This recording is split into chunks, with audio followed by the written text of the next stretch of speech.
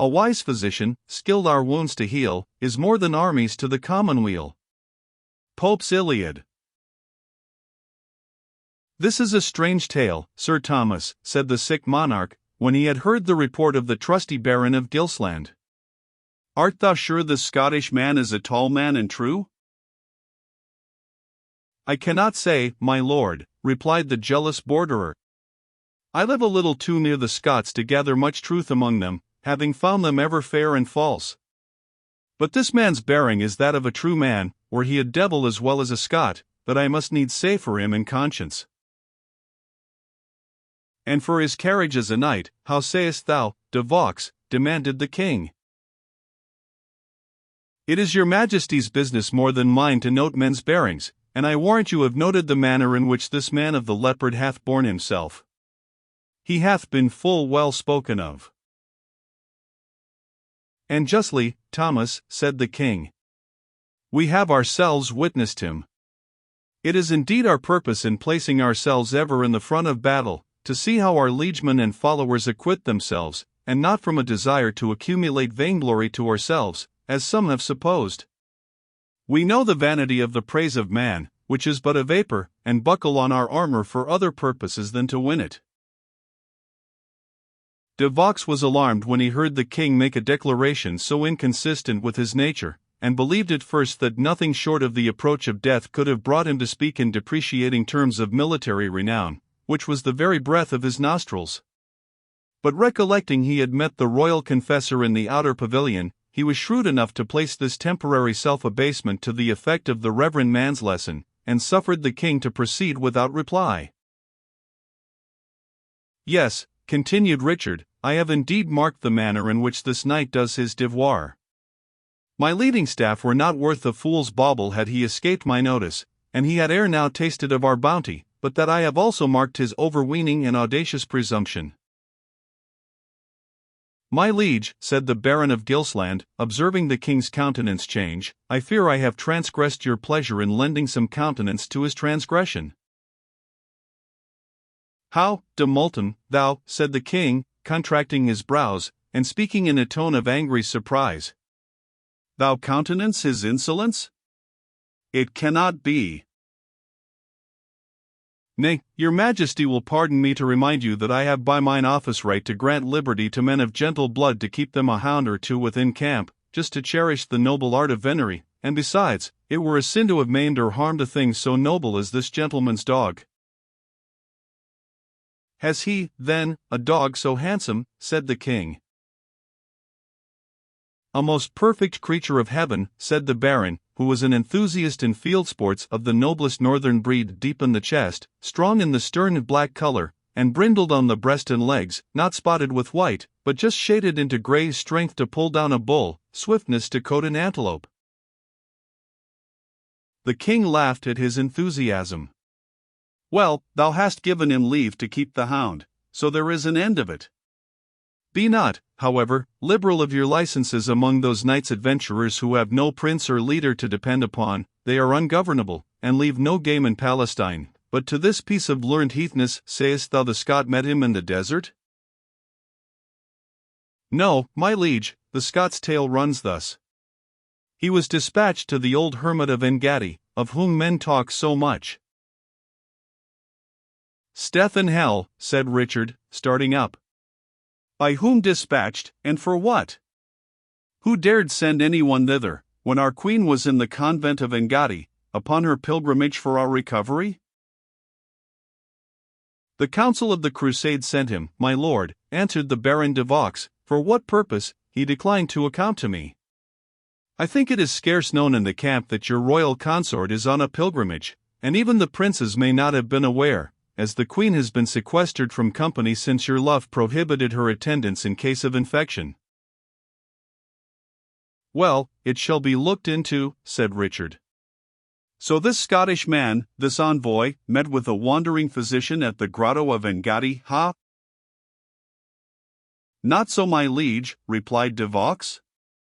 But he met, I think, near that place, with a Saracen emir with whom he had some melee in the way of proof of valor, and finding him worthy to bear brave men company, they went together, as errant knights are wont, to the grotto of Engaddi. Here De Vaux stopped, for he was not one of those who can tell a long story in a sentence. "And did they there meet the physician?" demanded the king impatiently. "No, my liege," replied De Vaux, "but the Saracen, learning your majesty's grievous illness, undertook that Saladin should send his own physician to you, and with many assurances of his eminent skill, and he came to the grotto accordingly, after the Scottish knight had tarried a day for him and more. He is attended as if he were a prince, with drums and atabals, and servants on horse and foot, and brings with him letters of credence from Saladin." "Have they been examined by Giacomo Loredani?"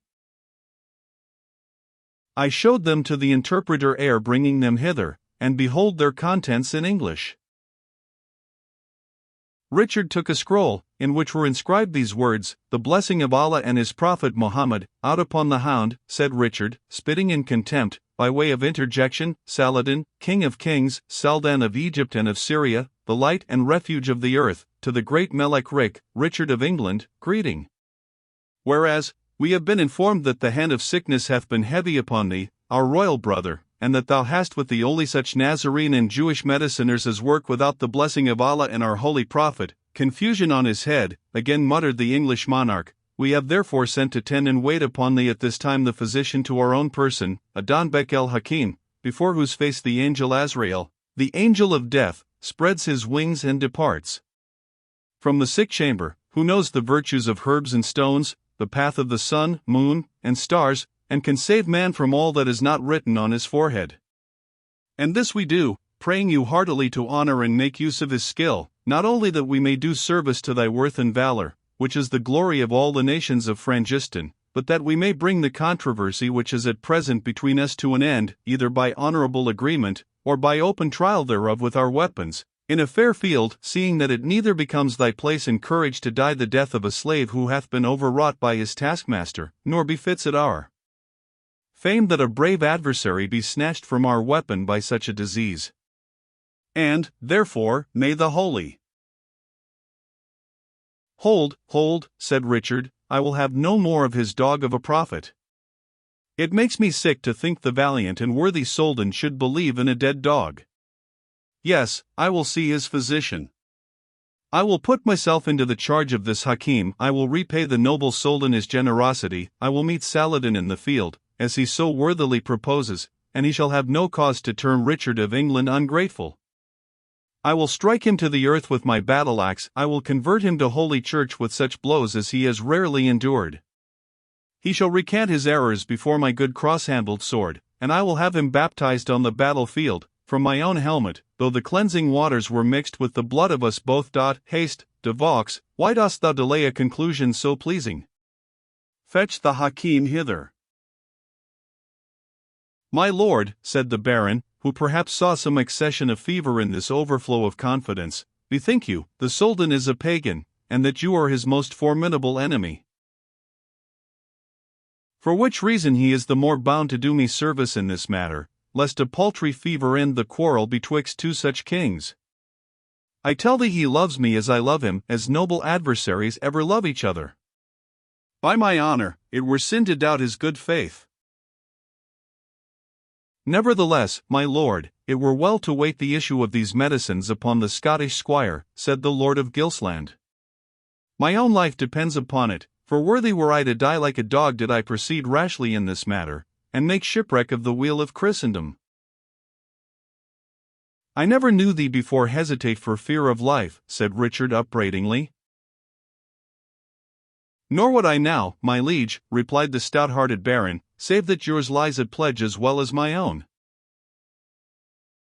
"Well, thou suspicious mortal," answered Richard, "begone then, and watch the progress of this remedy. I could almost wish it might either cure or kill me, for I am weary of lying here like an ox dying of the murrain, when tambours are beating, horses stamping, and trumpets sounding without." The Baron hastily departed, resolved, however, to communicate his errand to some churchman, as he felt something burdened in conscience at the idea of his master being attended by an unbeliever. The Archbishop of Tyre was the first to whom he confided his doubts, knowing his interest with his master, Richard, who both loved and honored that sagacious prelate. The bishop heard the doubts which de Vaux stated, with that acuteness of intelligence which distinguishes the Roman Catholic clergy. The religious scruples of de Vaux he treated with as much lightness as propriety permitted him to exhibit on such a subject to a layman. Mediciners, he said, like the medicines which they employed, were often useful, though the one were by birth or manners the vilest of humanity, as the others are, in many cases, extracted from the basest materials. Men may use the assistance of pagans and infidels, he continued, in their need, and there is reason to think that one cause of their being permitted to remain on earth is that they might minister to the convenience of true Christians. Thus we lawfully make slaves of heathen captives. Again, proceeded the prelate, there is no doubt that the primitive Christians used the services of the unconverted heathen. Thus in the ship of Alexandria, in which the blessed Apostle Paul sailed to Italy, the sailors were doubtless pagans, yet what said the holy saint when their ministry was needful? Nisi in navi manserint, vos salvi fieri non potestas, unless these men abide in the ship, ye cannot be saved. Again, Jews are infidels to Christianity, as well as Mohammedans. But there are few physicians in the camp excepting Jews, and such are employed without scandal or scruple. Therefore, Mohammedans may be used for their service in that capacity, quod erat demonstrandum. This reasoning entirely removed the scruples of Thomas de Vaux, who was particularly moved by the Latin quotation, as he did not understand a word of it. But the bishop proceeded with far less fluency when he considered the possibility of the Saracens acting with bad faith, and here he came not to a speedy decision. The baron showed him the letters of credence. He read and reread them, and compared the original with the translation. It is a dish choicely cooked, he said, to the palate of King Richard, and I cannot but have my suspicions of the wily Saracen. They are curious in the art of poisons, and can so temper them that they shall be weeks in acting upon the party, during which time the perpetrator has leisure to escape. They can impregnate cloth and leather, nay, even paper and parchment, with the most subtle venom. Our Lady forgive me! And wherefore, knowing this, hold I these letters of credence so close to my face? Take them, Sir Thomas, take them speedily. Here he gave them at arm's length, and with some appearance of haste, to the baron.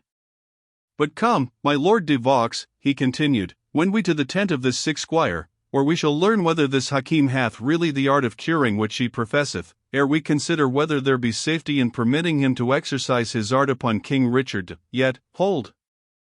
Let me first take my pouncet box, for these fevers spread like an infection. I would advise you to use dried rosemary steeped in vinegar, my lord. I, too, know something of the healing art. I thank your reverend lordship, replied Thomas of Gilsland, but had I been accessible to the fever, I had caught it long since by the bed of my master. The Bishop of Tyre blushed, for he had rather avoided the presence of the sick monarch, and he bid the baron lead on. As they paused before the wretched hut in which Kenneth of the Leopard and his follower abode, the bishop said to de Vaux, Now, of a surety, my lord, these Scottish knights have worse care of their followers than we of our dogs. Here is a knight, valiant, they say, in battle, and thought fitting to be graced with charges of weight in time of truce, whose esquire of the body is lodged worse than in the worst dog kennel in England. What say you of your neighbours? That a master doth well enough for his servant when he lodgeth him in no worse dwelling than his own, said de Vaux, and entered the hut.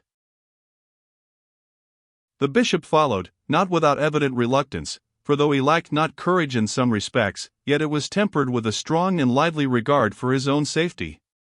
He recollected, however, the necessity there was for judging personally of the skill of the Arabian physician, and entered the hut with a stateliness of manner calculated, as he thought, to impose respect on the stranger. The prelate was, indeed, a striking and commanding figure. In his youth he had been eminently handsome, and even in age was unwilling to appear less so. His episcopal dress was of the richest fashion, trimmed with costly fur, and surrounded by a cope of curious needlework. The rings on his fingers were worth a goodly barony, and the hood which he wore, though now unclasped and thrown back for heat, had studs of pure gold to fasten it around his throat and under his chin when he so inclined. His long beard, now silvered with age, descended over his breast. One of two youthful acolytes who attended him created an artificial shade, peculiar then to the East, by bearing over his head an umbrella of palmetto leaves, while the other refreshed his reverend master by agitating a fan of peacock feathers. When the Bishop of Tyre entered the hut of the Scottish knight, the master was absent, and the Moorish physician, whom he had come to see, sat in the very posture in which De Vaux had left him several hours before, cross-legged upon a mat made of twisted leaves, by the side of the patient, who appeared in deep slumber, and whose pulse he felt from time to time.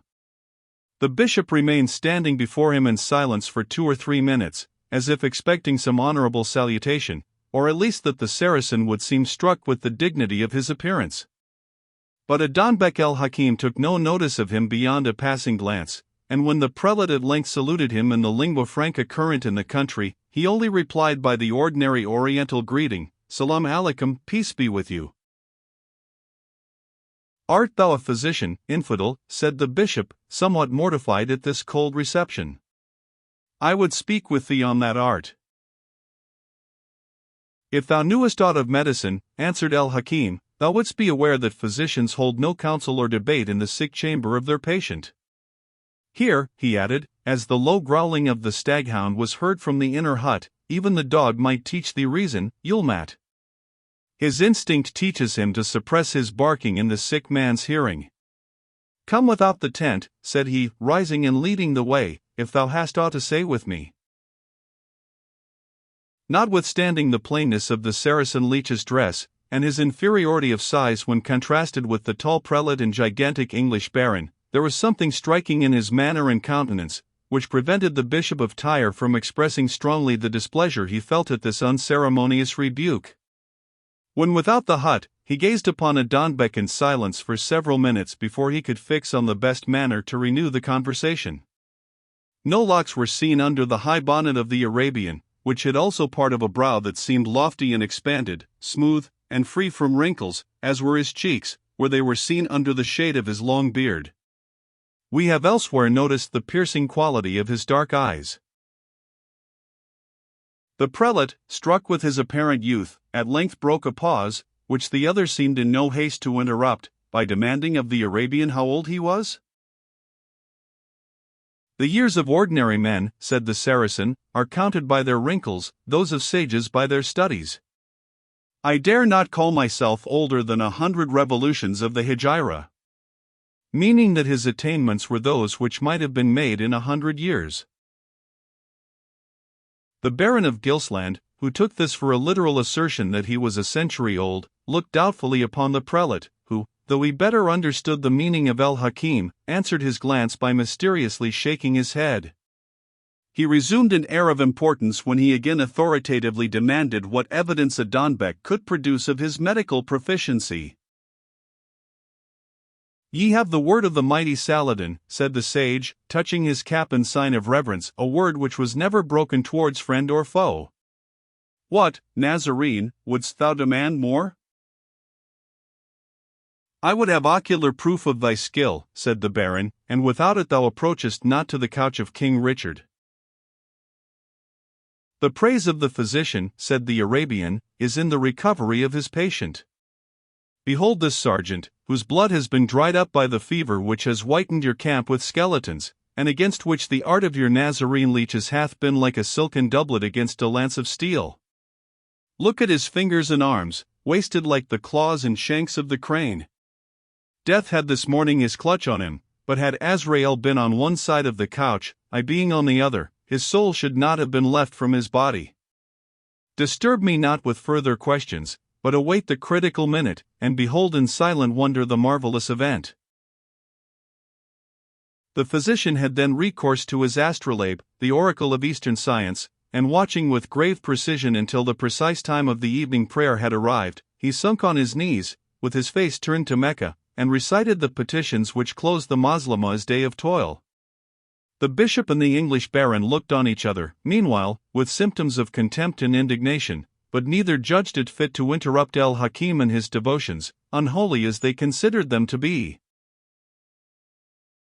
The Arab arose from the earth, on which he had prostrated himself, and walking into the hut where the patient lay extended, he drew a sponge from a small silver box, dipped perhaps in some aromatic distillation, for when he put it to the sleeper's nose, he sneezed, awoke, and looked wildly around.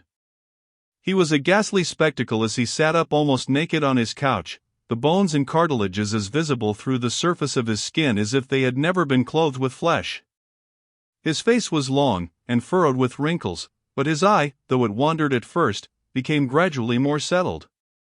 He seemed to be aware of the presence of his dignified visitors, for he attempted feebly to pull the covering from his head in token of reverence, as he inquired, in a subdued and submissive voice, for his master. "Do you know us, vassal?" said the Lord of Gilsland. "Not perfectly, my lord," replied the squire faintly.